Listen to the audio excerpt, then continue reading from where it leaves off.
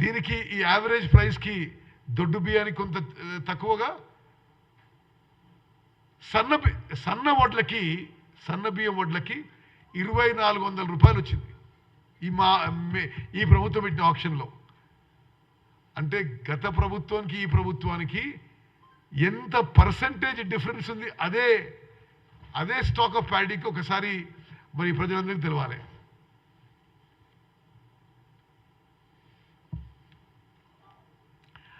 ఇప్పుడు ఈ ప్రభుత్వం ఈ ప్యాడీ ఆప్షన్తో ముందుకు పోతుంది.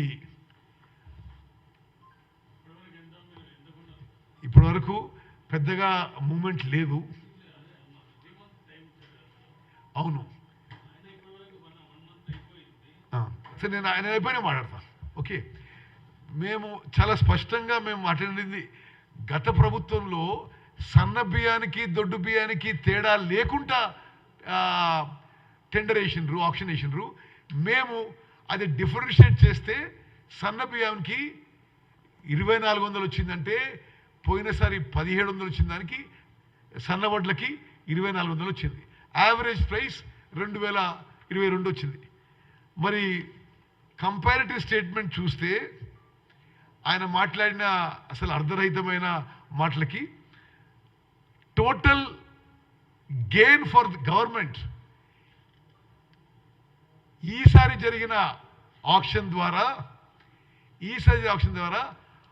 1100 కోట్ల రూపాయలు అదనంగా ఆదాయం రాష్ట్ర ప్రభుత్వానికి రావడం జరిగిందని చాలా స్పష్టంగా ఈ ఫిగర్స్ తెలియజేస్తున్నాయి. మరి ఇది వాళ్ళెవరో ఇంతకీ అంతకీ అని మాట్లాడుతున్నారు. ఆ పెద్ద మనిషి ఏమన్నాడు, అసలు ఎంఎస్పీ కంటే తక్కువ ఎందుకు అమ్ముతున్నారు? మేము ఏం చూపెట్టంటే 10 ఏళ్ల పాటు ఏ పంటకి ఎంఎస్పీకి కొని తక్కువ ధరగా మీరు ఆ లెక్క చూపెట్టినాం. ఇప్పుడు పోయిన ప్రభుత్వం ఈ ప్రభుత్వం ఆక్షన్ అదే స్టాక్ ఎంత తేడా ఉందో మళ్ళీ ఒకసారి ఇందులో కూడా చూపెట్టడం జరిగింది.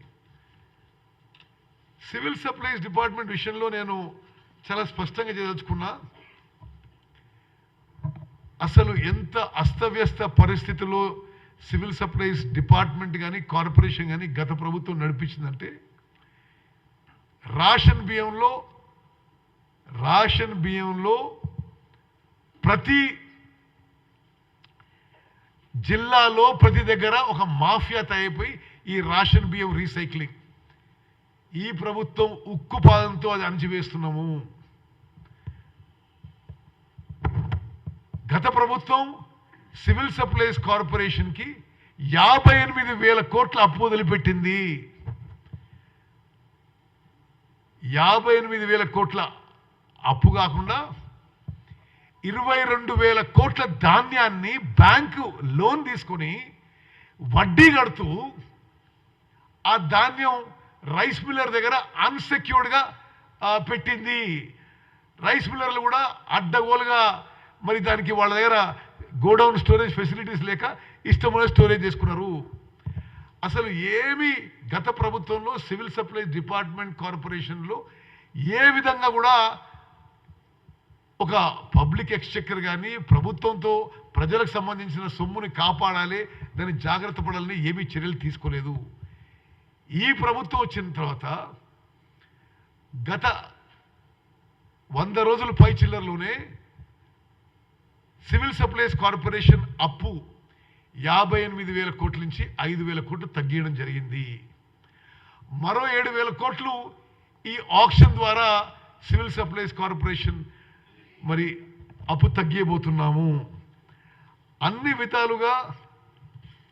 విధాలుగా మరి కాంగ్రెస్ ప్రభుత్వం సివిల్ సప్లైస్ డిపార్ట్మెంట్ ఇష్యూలో అన్ని జాగ్రత్తలు తీసుకుంటుందని చెప్పి మనవి చేస్తూ మొన్న టీఆర్ఎస్లో మాట్లాడిన మరి విషయాలకి అసలు అర్ధరహితం. ఎవరన్నా ఆయన ఏమంటాడు, ఎంఎస్పి 2,200 ఉంటే మీరు తక్కువ ధరకి ఎందుకు అమ్ముకుంటారు అంటారు. ఒకటి మీకు చెప్పినాం, వాళ్ళ ప్రభుత్వంలో ఏ సంవత్సరంలో ఏ పంటని ఎంత కొని ఎంత కమ్మినరని. ఈరోజు కూడా టీఆర్ఎస్ ప్రభుత్వం టీఆర్ఎస్ పార్టీ వాళ్ళకి మేము చెప్తున్నాం, మీరు 2200 రూపాయలకి మీరు కొనుగోలు చేయదలుచుకున్నా మరి ఎవరొచ్చి ఈ ఆక్షన్లో ఏ విధంగా వాళ్ళకి కావాల్సిన మేము ఓపెన్ ఆఫర్ ఇస్తామని చెప్పి కూడా మనం చేస్తున్నాం.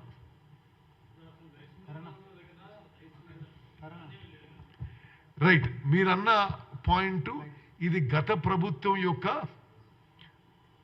వైఫల్యం, దాన్ని తగిన చర్యలు తీసుకుంటాము. నేను చెప్పే ముందు సారాంశం చెప్పి విల్ గో ఆన్ టు ఒకటి, ధాన్యం కొనుగోలు విషయంలో